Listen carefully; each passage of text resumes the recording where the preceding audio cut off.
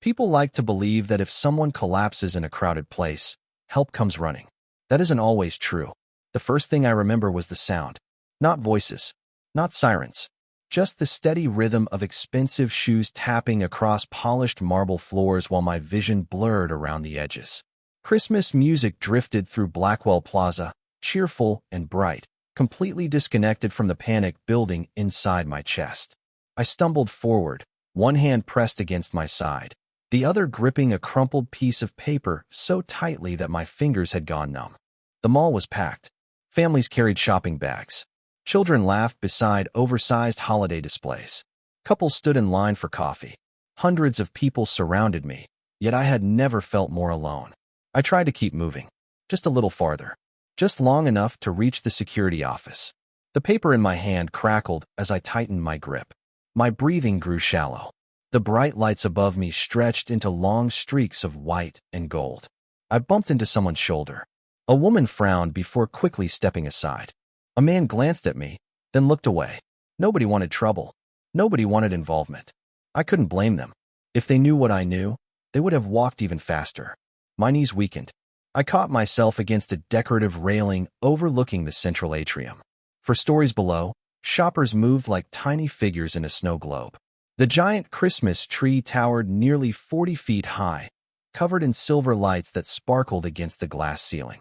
Everything looked beautiful, perfect, safe. It was the kind of place people came to escape the ugliness of the outside world. The irony almost made me laugh. A sharp wave of dizziness rolled through me. I blinked hard. "Stay awake, Clara. Stay awake." My reflection appeared briefly in the glass railing. Blonde hair tangled from running. Pale skin. Fear written across every feature. I barely recognized myself. 26 years old, and somehow I looked like I'd aged 10 years in a single afternoon. My phone had died hours ago. The people I trusted were gone. And the only thing standing between me and disaster was a piece of paper that suddenly felt heavier than a brick. I took another step, then another. The world tilted. Someone gasped nearby. My legs finally gave out beneath me. The marble floor rushed upward. Shopping bags scattered as people jumped back. I heard distant voices. A woman asking if someone should call 911. A man saying security was coming. Another voice muttering that this looked serious. Yet nobody touched me.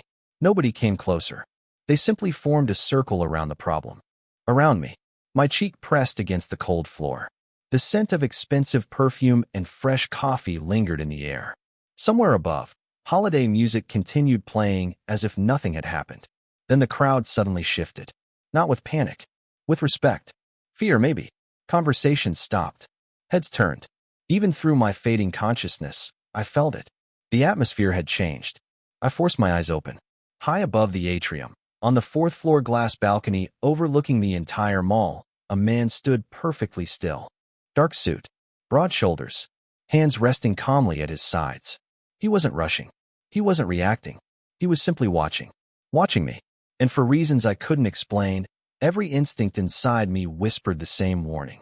The most dangerous person in this building had just noticed me. When I opened my eyes again, the first thing I noticed was silence. Not the uncomfortable silence of an empty room. The controlled kind. The expensive kind. The kind that seemed carefully protected from the rest of the world. I stared at a ceiling lined with recessed lights and smooth white panels. For several seconds, I could not remember where I was. Then the memory returned all at once. The mall. The crowd. The balcony. The man watching me. My pulse jumped.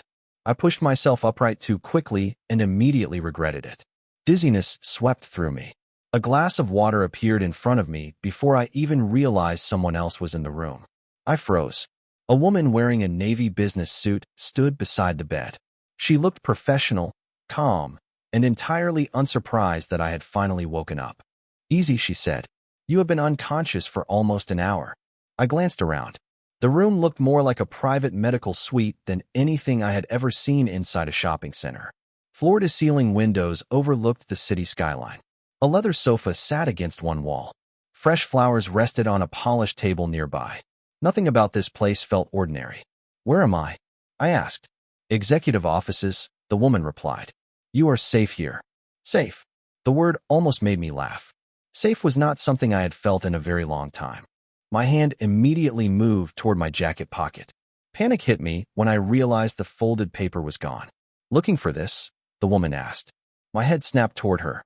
The paper rested in her hand.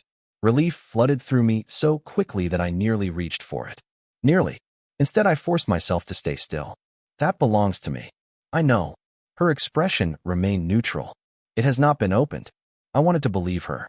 I really did. But trust had become a luxury I could not afford.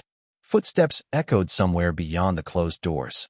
Slow, measured, confident. The woman straightened immediately. Something about her posture changed. Respect, maybe even caution. My stomach tightened. The doors opened. Every sound inside my head seemed to disappear. Adrian Blackwell entered the room without hurry.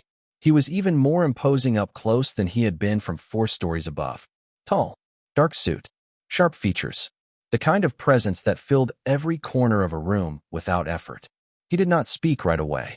His eyes settled on me. Calm, observant, impossible to read. I suddenly became aware of every detail about myself. The wrinkles in my clothes. The exhaustion on my face. The fact that I probably looked like someone who had lost a fight with life itself. "Miss Whitmore," he finally said. His voice was low and controlled. "You caused quite a disturbance today." I blinked. Of all the things I expected him to say, that was not one of them. "I am sorry about that." One corner of his mouth moved slightly. Not quite a smile.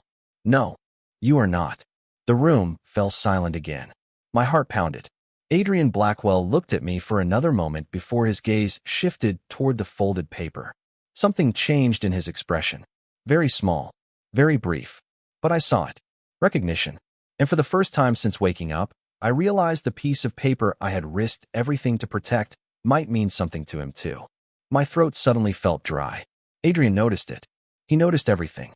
His gaze remained fixed on the folded paper resting in the woman's hand, but I could tell his attention had not left me for a second. "What is it?" I asked quietly. Neither of them answered right away. The silence stretched long enough to make my pulse quicken. Finally, Adrian stepped closer and took the paper himself. His fingers unfolded it with surprising care. I watched his expression, searching for answers. The paper did not look important. It was worn, creased, and stained from being carried around for days. Yet the moment his eyes landed on the symbol printed in the corner, something shifted behind that calm exterior. Not fear. Not shock. Recognition. "Where did you get this?" he asked. The question came softly, but it carried enough weight to make the room feel smaller. I hesitated. Every instinct told me to keep my mouth shut. Trust no one. Reveal nothing. That advice had kept me alive through the longest week of my life. But Adrian Blackwell already knew my name. Somehow I suspected he knew far more than that. "I found it," I said carefully. His eyes lifted from the paper. "That is not an answer. It is the only one I am giving." The woman beside him looked uncomfortable. Adrian did not. If anything, he seemed almost amused. "You collapsed in my building carrying a document connected to my company." He folded the paper again. "You should understand why I have questions." My stomach tightened. "Your company?" "Blackwell Holdings owns this property." I stared at him. Of course it did. People in New York knew the name Blackwell. Office towers, luxury hotels, real estate developments. Entire city blocks carried his brand. What I did not understand was why a symbol connected to one of the most powerful businessmen in America had appeared in the middle of a situation that should never have involved him. I looked toward the windows overlooking Manhattan. The sun had begun to sink behind the skyline, painting the glass towers in shades of gold and amber. Hours had passed since I first entered the mall. Too many hours. "I need to leave," I said suddenly. Adrian's expression did not change. "No." The answer came so calmly that it startled me more than if he had raised his voice. "You do not understand." "Then explain it." I stood despite the lingering dizziness. "There are people looking for me." Adrian remained completely still. "I know." The words hit me harder than I expected. "How?" "Because my security team noticed 3 men searching every level of the mall 30 minutes before you collapsed." My heart skipped. They had followed me. Even here. Even after everything. Adrian continued watching me with those unreadable gray eyes. "Who are they, Clara?" I shook my head immediately. "I cannot tell you." "Because you do not trust me?" "Because the less you know, the safer you are." For the first time, a genuine smile touched his face. Small, brief, dangerous, That is interesting, he said. Most people in this city believe I am the person everyone else should be afraid for. Then he looked down at the folded paper once more. The smile disappeared. Unfortunately, whatever you are involved in already became my problem the moment I saw this symbol. And suddenly I realized something that frightened me far more than the people chasing me. Adrian Blackwell was not helping me out of kindness. He was protecting a secret of his own. The room suddenly felt colder. Not because of the temperature, because of the realization that I had stepped into something much larger than myself. Adrian Blackwell walked toward the windows overlooking Manhattan and slipped the folded paper into the inside pocket of his suit jacket. The city stretched beneath him in ribbons of light. Thousands of lives moving through thousands of stories. Yet somehow mine had collided with his. What secret? I asked. He remained silent for several seconds. The kind that attracts attention. That answer was not enough, and he knew it. I crossed my arms. You expect me to trust you while giving me nothing? Adrian turned slightly. Trust is earned. Exactly. A faint expression crossed his face. Approval, maybe. As if I had passed some invisible test. Before I could press further, a sharp knock sounded at the door. The woman in the navy suit immediately stepped forward. A moment later, a tall man entered carrying a tablet. He wore a dark suit similar to Adrian's and moved with the efficiency of someone accustomed to delivering important information. Sir, he said quietly, we found them. My pulse instantly accelerated. Adrian noticed. Of course he did. Outside, he asked. 2 vehicles. They have been circling the property for over an hour. My stomach dropped. They were still looking. The man continued. No direct contact. No disturbances. They appear to be waiting. Waiting for me. The realization sent a chill through my entire body. Adrian's expression never changed. Keep monitoring. Yes, sir. The man nodded and left as quickly as he had arrived. Silence settled over the room once more. I stared at Adrian. You see, I said, this is exactly why I need to leave. That makes no sense. It makes perfect sense. I moved toward the edge of the room.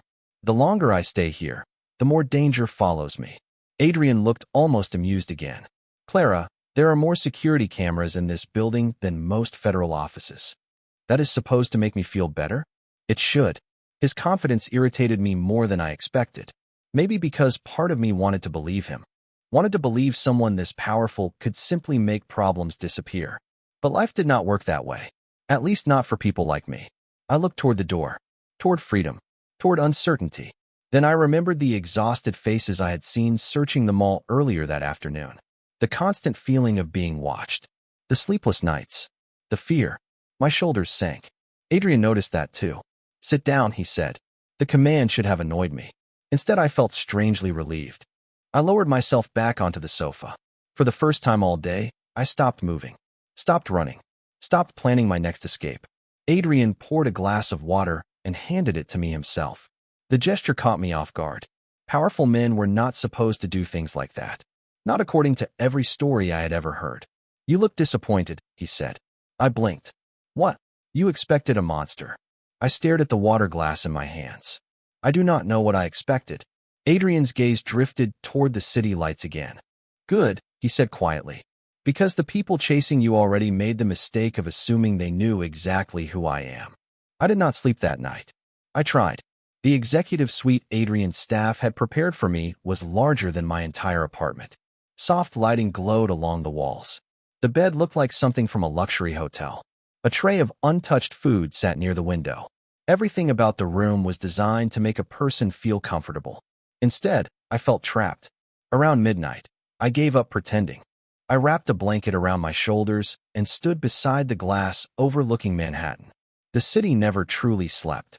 Streams of headlights flowed through the streets below like rivers of light. Somewhere down there, people were laughing, working, falling in love, arguing over dinner, living ordinary lives. I missed ordinary. My thoughts drifted back to the folded paper. Back to the symbol Adrian recognized immediately. Back to the terrified man who had handed it to me 3 days earlier. The memory still felt unreal. I had been leaving work when I found him sitting alone on a park bench near Bryant Park. He looked exhausted, nervous, like someone carrying a burden too heavy to hold any longer. He had mistaken me for someone else at first. Then he realized his error and apologized. That should have been the end of it. Instead, He pressed the folded paper into my hand and whispered 3 words. Do not lose this. Before I could ask why, he walked away. 20 minutes later, 2 strangers appeared asking if I had seen him. Their questions seemed harmless. Their smiles did not. Something about the encounter felt wrong. The next morning, I learned the man had disappeared. After that, everything changed. A soft knock interrupted my thoughts. I turned toward the door. Come in. The woman from earlier entered carrying a tablet. I hope I am not disturbing you. You are not. She offered a small smile. Mr. Blackwell asked me to check on you. I looked away toward the city lights. Does he always keep track of everyone in his building? Only the ones who arrive unconscious. Despite myself, I almost smiled. Almost. She stepped closer. You should try to rest. I will when this is over. Her expression softened. Sometimes people survive difficult situations by believing they have to carry everything alone. I looked at her carefully. Did Adrian tell you to say that? No. She hesitated. But he probably would agree. After she left, I stood quietly for several minutes. Then something caught my attention below. A black sedan had stopped across the street from the tower. Maybe it meant nothing. Maybe it was simply another car in Manhattan traffic. Yet a familiar knot formed in my stomach. I watched as another vehicle slowly pulled in behind it. Then another. My pulse quickened.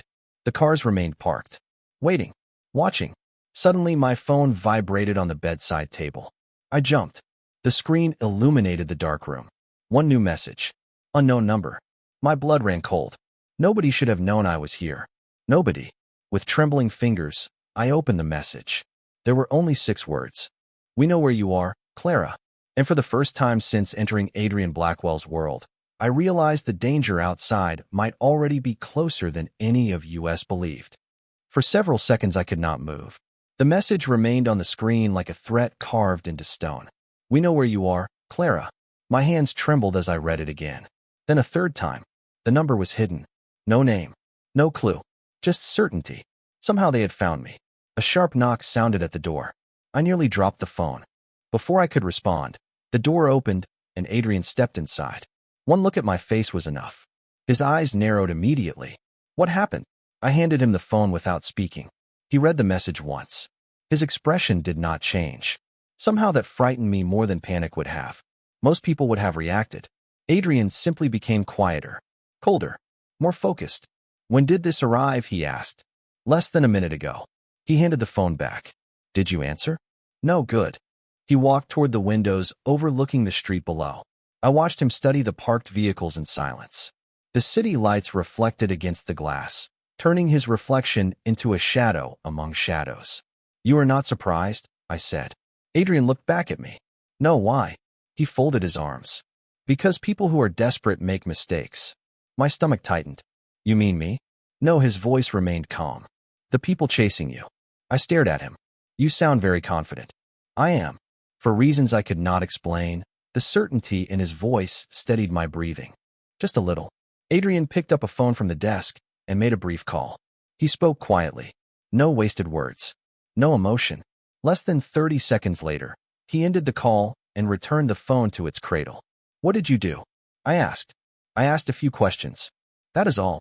A faint smile appeared. Questions can be very useful when the right people answer them. I shook my head.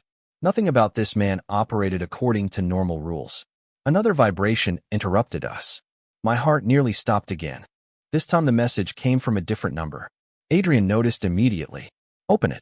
I hesitated before looking down. The new message contained a photograph. My breath caught. It was not a picture of me. It was a picture of the small neighborhood community center where I volunteered every Saturday morning. Children played basketball there.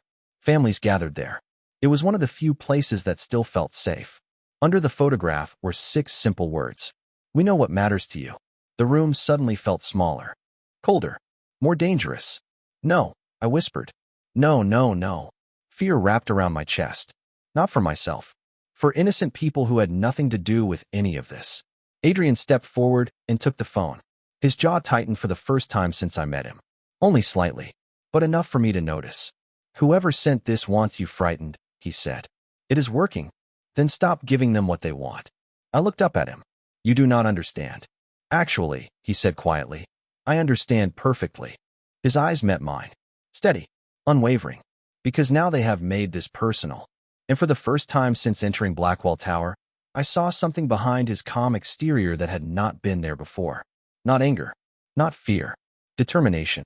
The next morning arrived without feeling like morning at all. Gray clouds hung over Manhattan, turning the skyline into a blur of steel and glass. I sat alone in the private dining area outside the executive suite, staring at a cup of coffee that had long gone cold. My mind replayed the messages again and again. The community center, the photograph, the warning. Every possibility ended the same way. Someone innocent getting caught in something they never asked for. Footsteps approached. I looked up expecting security. Instead, Adrian appeared carrying a tablet tucked beneath one arm. He looked exactly as composed as he had the day before. Crisp suit, controlled expression, not a single sign that anything unusual had happened. "You should eat," he said. I glanced at the untouched breakfast. "I am not hungry." That is becoming a pattern. Despite everything, I almost smiled. Adrian sat across from me and placed the tablet on the table. "I have news." My stomach tightened immediately. Good or bad? Interesting. Somehow that answer felt even more dangerous. He turned the screen toward me. Several photographs appeared. Security images, street cameras, parking garage footage. None of the faces were familiar. "Who are they?" I asked. "The people who have been following the trail connected to that paper." My eyes moved across the images. Men and women, different ages, different backgrounds. Nothing connected them except one thing. Every photograph had been taken within a few blocks of Blackwell properties. "They are watching your buildings?" Adrian nodded once. "Which means they are not looking for you anymore." My heartbeat slowed for a moment. "Then what are they looking for?" His expression darkened slightly. "The same thing I am trying to find." I stared at him. "You still have not told me what this paper actually is." Adrian leaned back in his chair. For the first time since we met, he seemed to consider how much to reveal. 3 months ago, one of my senior executives disappeared. I blinked. Disappeared? Without explanation. His gaze drifted toward the windows. 2 weeks later, financial records began surfacing. Information that should have remained hidden. A chill moved through me. The man in the park. Adrian looked at me immediately. "What about him?" I think he knew something. Saying the words aloud made the memory feel sharper. More real. He was terrified. He kept looking over his shoulder, like he expected someone to appear at any moment. Adrian remained silent, listening. And when he gave me that paper, it did not feel random. I swallowed. It felt like he had been searching for someone to trust. The room fell quiet. Adrian studied me carefully. That may be the first useful lead we have had in weeks. Before I could respond, his phone vibrated. He glanced at the screen. Something changed in his eyes. Not fear. Not surprise. Recognition. He stood immediately. "What is it?" I asked.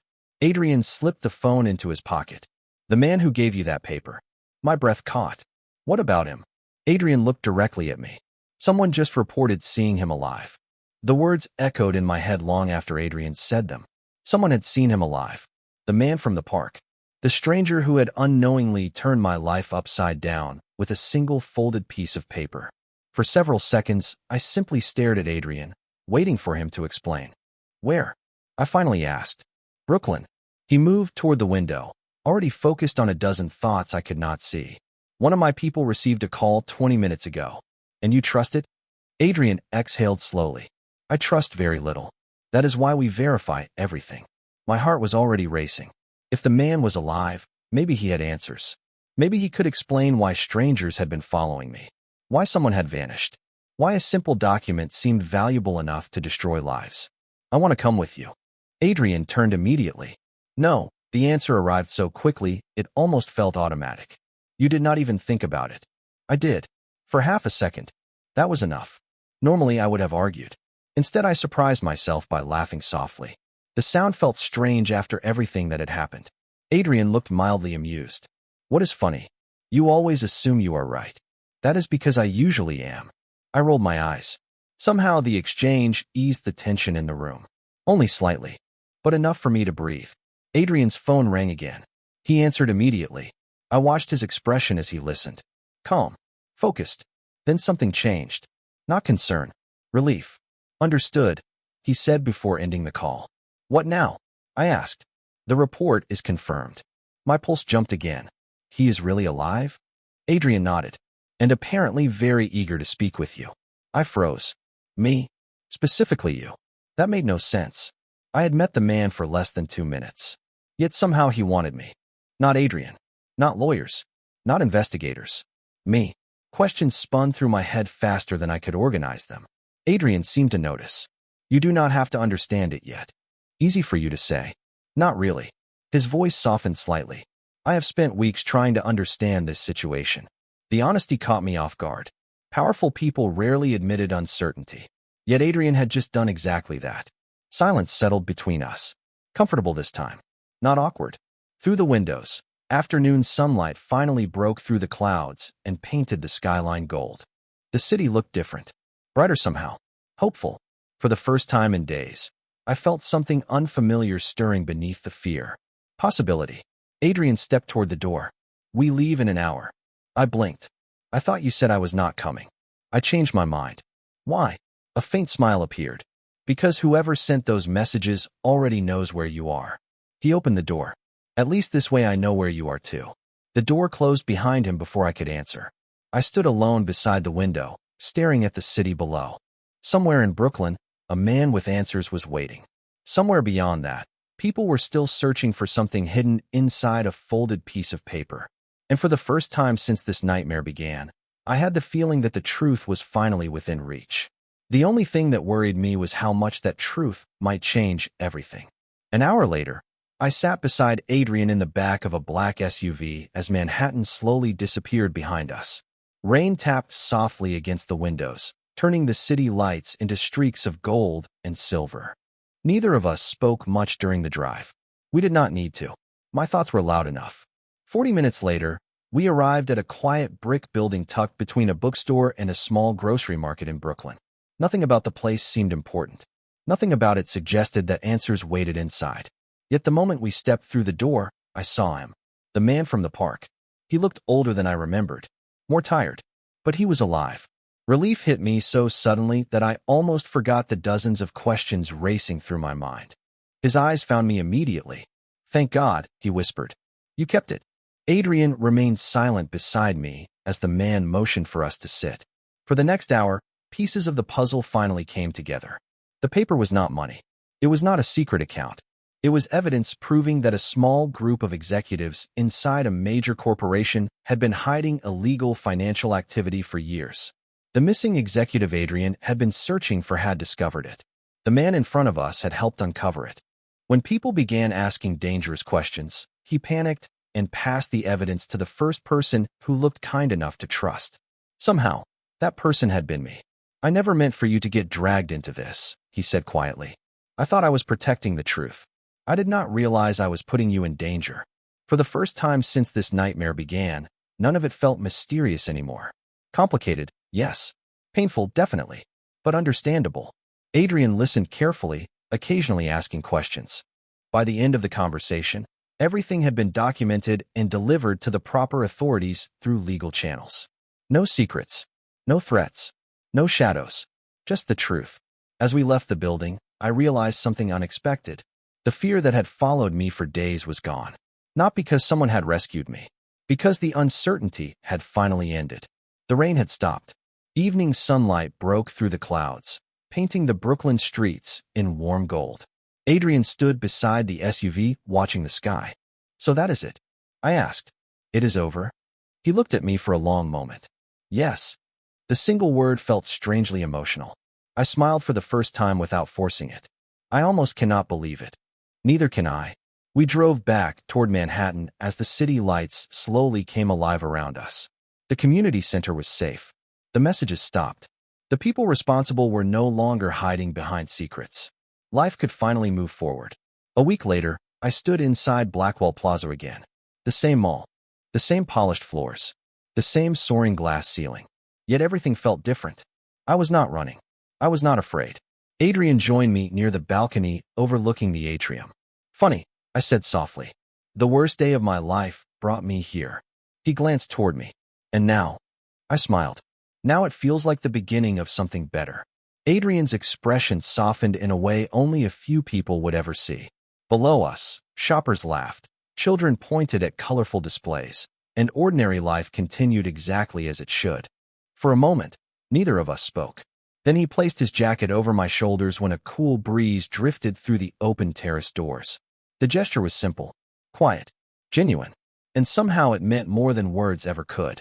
Looking back, I realized everything changed the moment I collapsed in a crowded place and one man chose to notice. Sometimes the people who change your life do not arrive with promises. Sometimes they simply look at you when everyone else looks away.